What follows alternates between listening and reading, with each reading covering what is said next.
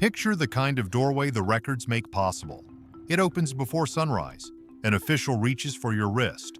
Across the lane, one neighbor points while two others stand behind him. You have not heard the charge. You only know your name reached the court before you did. This was possible in Valais in 1428. At Leuk, suspicion repeated by 3 or 4 neighbors could be enough to have someone arrested. And if 3 people already tried and sentenced to death named the same person, that new suspect could be imprisoned and tortured. Those voices did not prove guilt. They did not guarantee conviction. But once your name entered the process, the court began asking for more names. So who would speak yours and what happened after a clerk wrote it down? Today, a neighbor can whisper about you and the rumor may disappear into a message thread. You lock your door, set down your coffee, look at the screen, and move on. Suspicion is not supposed to arrive at your home wearing official clothes. In the mountain communities of Valais, rumor could become paperwork.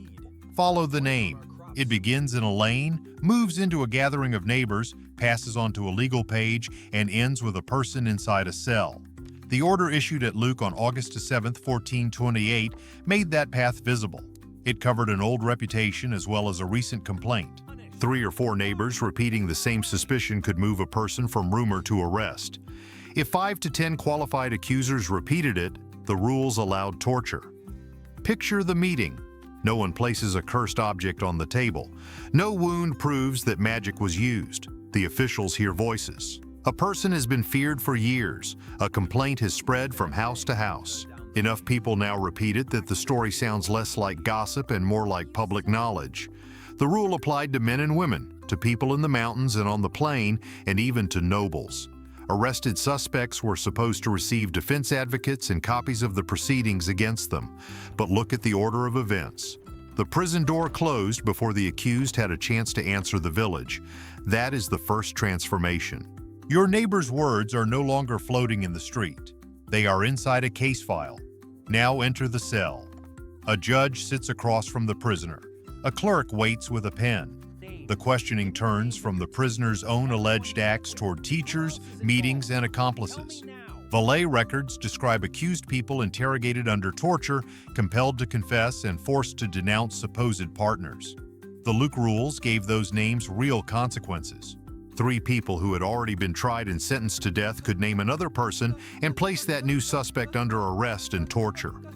Watch the prisoner's problem. Silence does not open the door.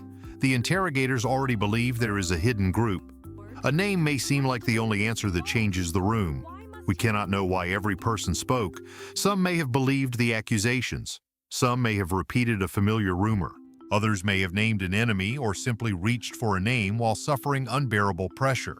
The records preserve the accusation more clearly than they preserve the mind of the person forced to make it. But the clerk's page keeps growing. One name points to a neighbor. That neighbor points toward another household.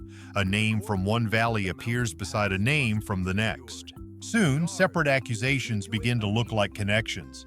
And this is where the hunt changes. Long before 1428, Europeans feared harmful magic.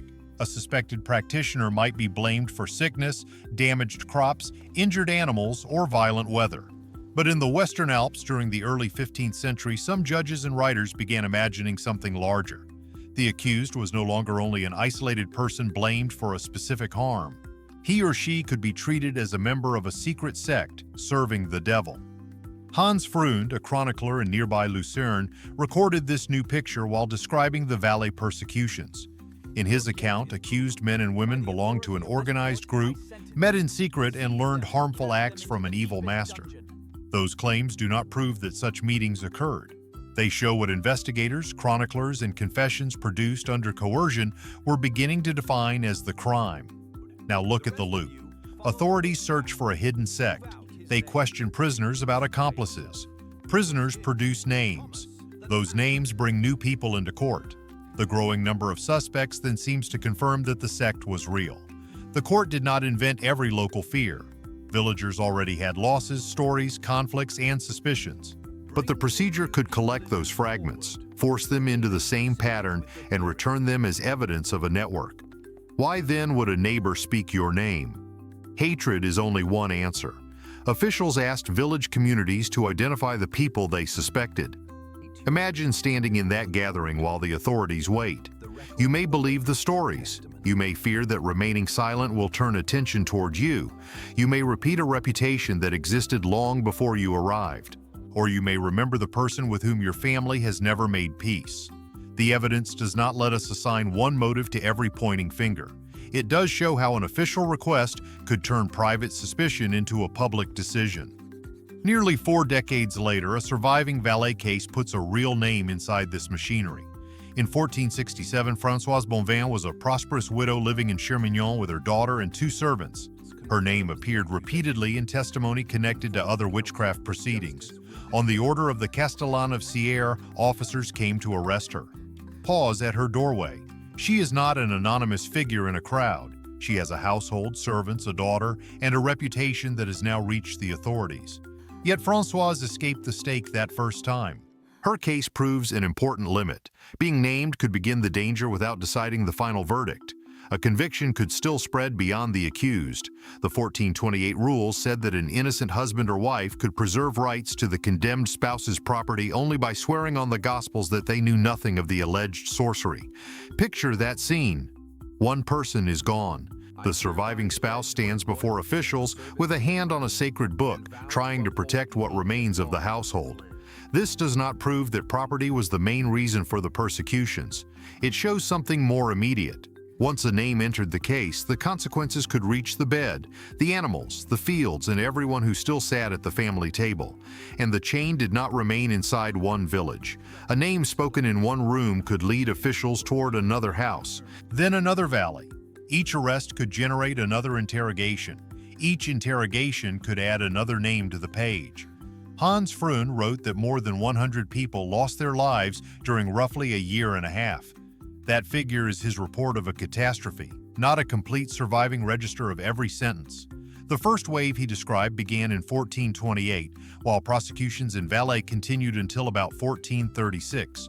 Do not picture the number first. Picture what it contained.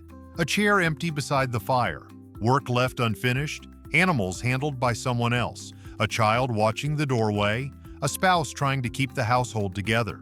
Now return to the woman from the opening. The pointing neighbor did not prove that she was a witch. One accusation alone did not automatically condemn her, but repeated suspicion could carry her name into court, and matching accusations from prisoners could place her under torture. That was how fear crossed the street. It moved through ordinary voices, official questions, a clerk's pen, and rules that turned reputation into action. The court searched for a hidden conspiracy, and every new name made that conspiracy appear easier to believe. The terrifying change was not that belief in harmful magic suddenly appeared in 1428. It was that suspicion gained a procedure, and once your name entered that procedure, someone was already asking for the next one.